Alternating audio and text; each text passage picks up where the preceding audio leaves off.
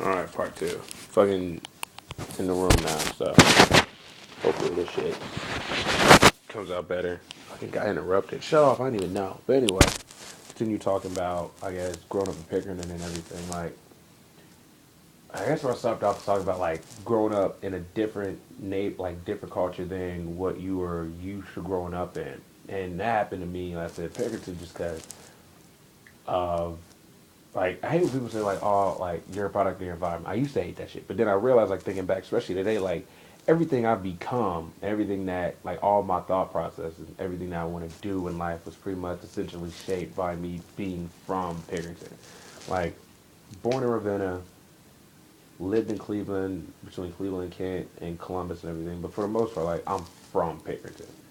Like I may rep a lot of places, but just my home, my everything I've known and was able to cognitively remember and place and put special emphasis on is me being from Pickerington. Like, and I shout it out a lot. Like I used to hate that shit just because when I was like after I graduated high school, going to black college and everything, it was like, oh man, I can't say I'm from Pickerington. That's not black enough. Well, I mean, after I got out of it, I was like, man, this is where I'm from. I'm from here. This is my home, everything. And it was great. I'm not mad at it at all. And as much as I know a lot of me and my black friends did not like growing up in Pickerington, just because, again, being black kids move from cities to country places, you have to deal with a certain amount of BS. And we all know what that BS is. I'm not going to say because I'm trying to keep it positive. But, like, growing up in Pickerington was just that situation. You know what I'm saying? Like, and I think the thing that made it easier growing up in Pickerington eventually was where I grew up at. Like, I ended up moving to Farm Creek at like high school, but before that I was in off of Hines Road. Now anybody who knows about Hines Road, like probably lived there or have friends that lived off of there.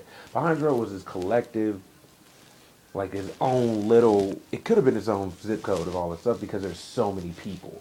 Like you had so many. I know my subdivision was Turnberry Green slash Farm Creek, and like I don't know when it got turned into two, but there was probably 200 houses in that subdivision, and we were the smallest one. Like 200 houses, and every house is close. It was like every house was super close.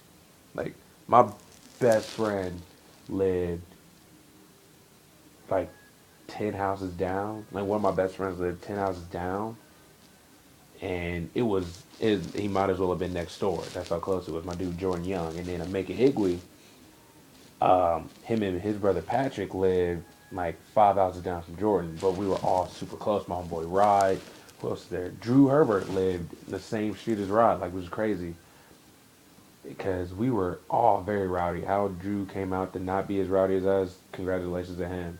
But like just in our subdivision, you had Alan Fornash, you had Matt Eckerman, you had Tony Minter, you had Craig Berry and Paul Sikorsky. The funny thing about Craig, I'm pretty sure destroyed my life in a funny way because the first time I ever did drugs, like smoked or did anything, was with Craig. So thanks, Craig. But fuck you, Craig. Shouts to him. But it's just um, like growing up in that area. Like I had cousins who lived there too. So I had cousins who lived in Turnberry Place and Park Place West. Like my cousin Reggie, my cousin DJ, and like all of my friends lived in either Turnberry Green, Park Place West, which was massive, like massive, massive subdivision. Turnberry Place, Park Place regular, or Turnberry Farms, which is I think a little further down Hines or whatever. Not Hines, but Tucson. But all of us kind of grew up in this like mini, like it was weird because this was a time when being black in a white neighborhood was like still kind of taboo. Like you would still be like, oh man, there's a black family moving in. Oh wow, this is new. And imagine us like, why are there not as many black people as there was in our last neighborhood? Like, what is going on here? 'Cause I have no idea. But the cool thing was like all my friends were so close, and living in Hines Road, and having all your friends that close, like we all, in a sense, all our parents knew each other. Like we were all our family knew of us and them. Like when they say like it takes a village to raise a child, like we all like everybody was allowed to get whooped by everybody else's parents just because we were like there's like 10 black kids in a two and a no a mile radius and we all hung out together. We all hung out. We all got in trouble.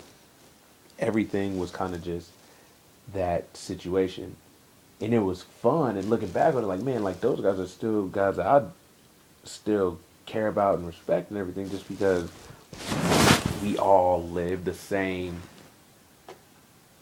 kind of story. You know what I'm saying?